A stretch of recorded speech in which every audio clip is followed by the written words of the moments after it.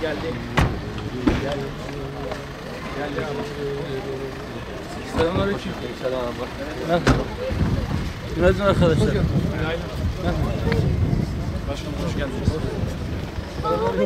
Başkanım hoş geldiniz. Selamünaleyküm. Aleykümselam, hoş geldin. Merhaba.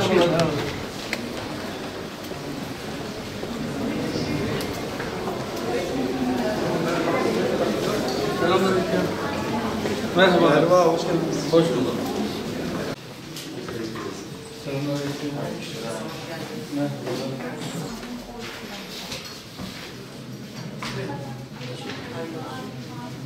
Hangi kabin boş? Boş da boş. Boş. Benim zaten böyle.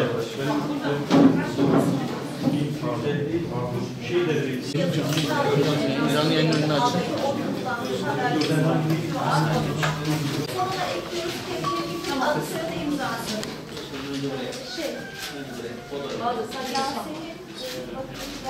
Tamam mı? Bismillahirrahmanirrahim. Hayırlı olsun.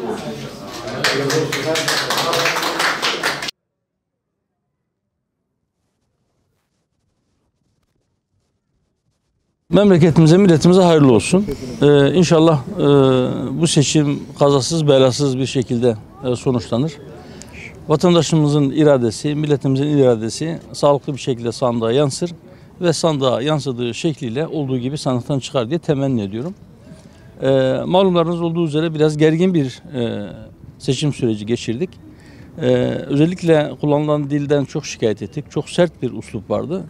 Ama şükür ki o sert üslup tabana, seçmene çok yansımadı. İnşallah bu saatten sonra da yansımaz. Neticede sandıktan ne çıkarsa çıksın herkesin bunu olgunlukla karşılaması gerekiyor.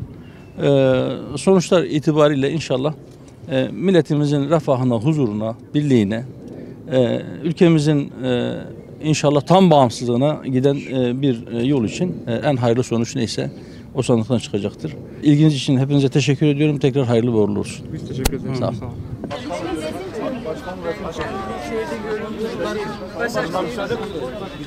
Onları doğru yolu göster. Başkanım.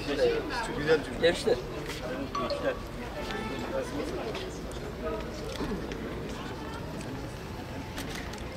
Benden geç olanlara çocuk demeyin lütfen. Tamam mı? Tamam mıyız? Murat. Peki Allah'a ısmarladık başkanım. Güle güle başkanım. Güle güle başkanım.